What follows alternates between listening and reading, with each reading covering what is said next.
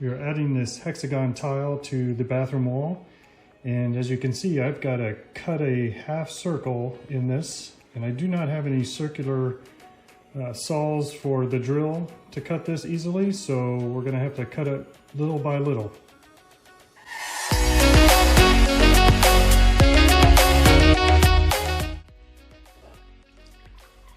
And that's one side, and I'm going to cut the other side so I got less chance of breaking when I grind it.